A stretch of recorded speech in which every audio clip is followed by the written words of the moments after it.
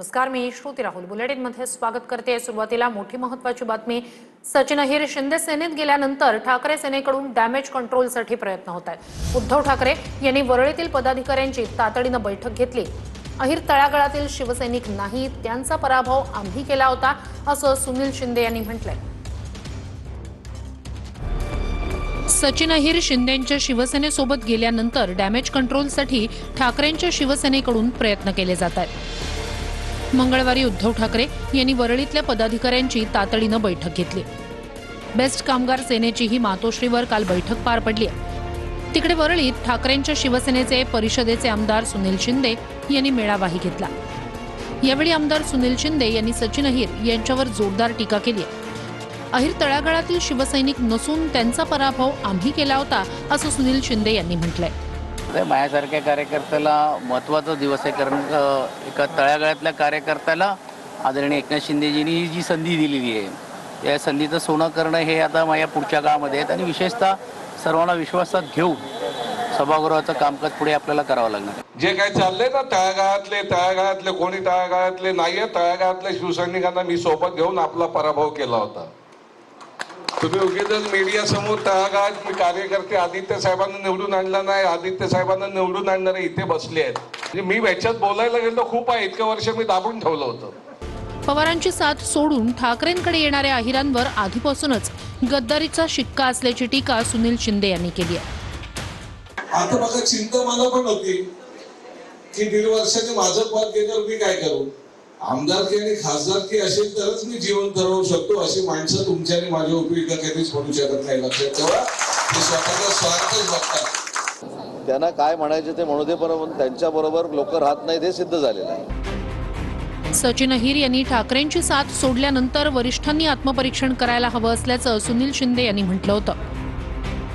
आमच्या पण वरिष्ठांनी याबद्दल आत्मपरीक्षण करायला पाहिजे होतं, कारण त्यांचे ज्या पद्धतीने चाललं होतं ते माझ्या लक्षात येत होतं, परंतु मी छोटा कार्यकर्ता असल्यामुळे भाष्य करू शकत नव्हतं। कोणी नाही, त्याच्यामुळे आम्हाला सगळ्यांना आत्मचिंतनाची गरज आहे। जे का सुनील शिंदे बोलले ते बरोबर, पक्ष हा शिवसैनिकच वाढवतो आणि मूळ शिवसैनिक, बाकी सगळे वाऱ्यावरची वरात। कोणाकडे गेले तर एकनाथ शिंदेकडे। काय दिलं तर त्यांना उपसभापती, अजून काय देणार, अजून कुठेतरी उमेदवारी दे। पण तुमचा जो राजकीय प्रवास आहे त्या राजकीय प्रवासामध्ये जागोजाग तुम्ही ज्या खाणाखुणा जिथं अडथळे आहेत हे तुम्हाला इतिहासामध्ये कलंकित करणार आहे। सचिन अहिर शिवसेनेमध्ये गेल्यामुळे आदित्य ठाकरे यांचा गट कमकुवत झाला। येत्या काळामध्ये आदित्यजी ठाकरे वरळीमध्ये आता निवडून येऊ शकत नाही। आदित्य ठाकरे यांचा पत्ता कट करणं आणि आदित्य ठाकरे यांचा गट कमकुवत करण्यामध्ये संजय राऊत यशस्वी झाले। सचिन अहिर यांची विधान परिषदेचे उपसभापती म्हणून बिनविरोध निवड झाली। ठाकरे यांच्या उमेदवारानं अर्ज मागे घेतल्यानं निवडणूक बिनविरोध झाली। अहिर यांनी यशाची हंडी फोडली आहे असं उपमुख्यमंत्री एकनाथ शिंदे यांनी म्हटलं। तर योग्य वेळी गोल कसा करायचा पवारांच्या नेतृत्वात अहिर शिकले असं मुख्यमंत्री फडणवीस यांनी म्हटलंय। एका दिवसापूर्वी ठाकरेंच्या शिवसेनेतून शिंदेंच्या शिवसेनेत गेलेल्या सचिन अहिर यांची विधान परिषदेच्या उपसभापती बिनविरोध निवड झाली आहे।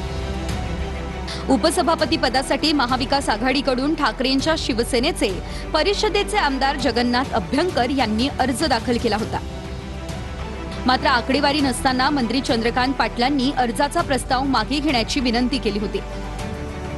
त्यानंतर ठाकरेंच्या शिवसेनेचे आमदार अनिल परब यांनी जगन्नाथ अभ्यंकरांच्या उमेदवारीचा प्रस्ताव मागे घेतल्याची घोषणा केली। सभागृहाचा एकंदर सेन्स लक्षात घेता आम्ही आमचा अर्ज मागे घेण्याची विनंती वंजारी सरकारला मी विनंती करतो। आणि आवाजी मतदानानं सचिन अहिर यांची एकमतानं परिषदेच्या उपसभापतीपदी नियुक्ती झाली। माननीय विधिमंडळाचे नेते आणि माननीय मुख्यमंत्री, यानंतर मुख्यमंत्री फडणवीस आणि उपमुख्यमंत्री शिंदे आणि उपमुख्यमंत्री सुनेत्रा पवार यांच्याकडून सचिन अहिर यांचं अभिनंदन करण्यात आलं। यांनी त्यांना असमस्त करावे। तर चळवळीतनं तयार झालेला कार्यकर्ता अशा प्रकारची सचिन भाऊंची कारकीर्द राहिली आहे।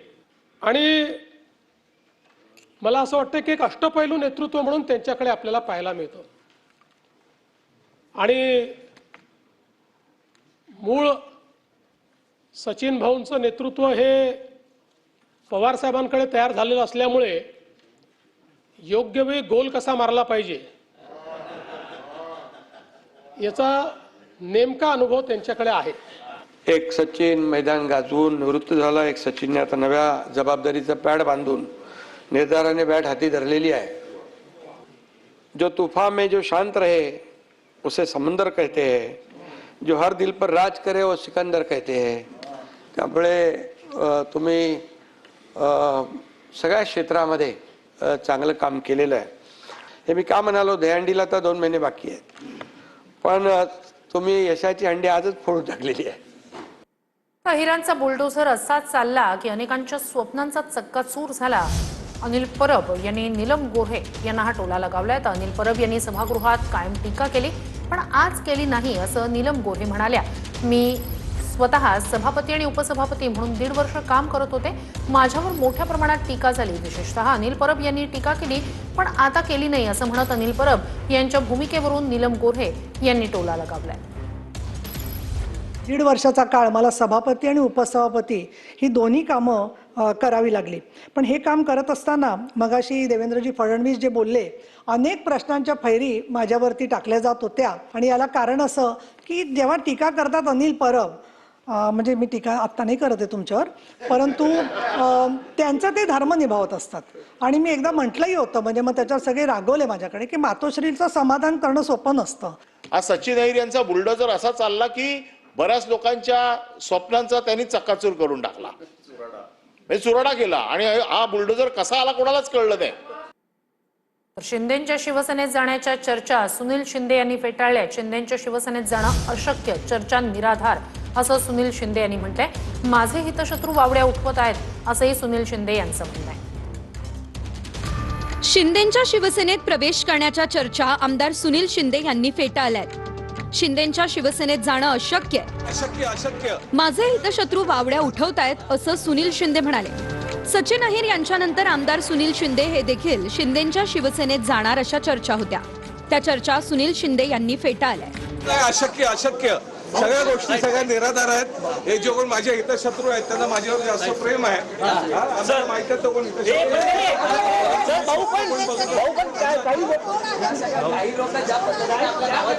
सुनील शिंदे साहेबांनी त्यांची भूमिका काल रात्रीच्या मेळाव्यामध्ये स्पष्ट केलेली आहे. परंतु त्यांनी जर इच्छा व्यक्त केली की माननीय एकनाथ शिंदे साहेबांच्या नेतृत्वाखाली काम करायचं आहे किंवा त्यांचं नेतृत्व मानून त्यांच्या मतदारसंघाचा विकास करायचा आहे, त्यांना आमच्या सोबत यायचं आहे, तर आम्ही कशाला नाकारू.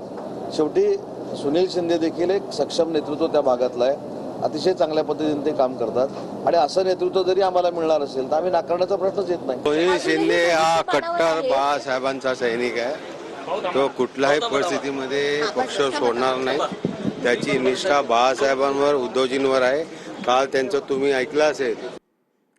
फुटीर खासदार आणि आमदारांवर राज ठाकरे यांनी जहरी टीका केली. महाराष्ट्रातलं राजकारण घाणेरडं आणि भयानक असं राज ठाकरे यांनी म्हटलंय. उद्या सत्ता गेल्यावर भाजपलाही या गोष्टींचा त्रास होईल असं राज ठाकरे यांनी म्हटलंय. महाराष्ट्रात सध्या सुरू असलेल्या राजकारणावर बोलताना राज ठाकरेंनी फुटीर खासदार आणि आमदारांवर जहरी टीका केली आहे. महाराष्ट्रातलं राजकारण घाणेरडं आणि भयानक असून हे देहविक्रीला तयार असतील तर गिऱ्हाईक तयार आहेतच अशी टीका राज ठाकरेंनी केली आहे. उद्या सत्ता गेल्यावर भाजपलाही या गोष्टींचा त्रास होईल असा निशाणा राज ठाकरेंनी भाजपला लगावलाय. हे जे चाललंय राजकारण आता देशामध्ये हे काही खूप घाणेरडं आणि खूप भयानक चालू आहे. याचा फटका पुढे भविष्यात भाजपला मिळणारच आहे. तो असा काही तो कोण राहत नाही त्याच्यातनं. मुळात सत्तेचा अमरपट्टा कोणी घेऊन आलेला नसतो. प्रश्न विकत घेणाऱ्यांचा नाहीये, विकल्या जाणाऱ्यांचा आहे. आता देहविक्रीला जर समजा हे तयारच असतील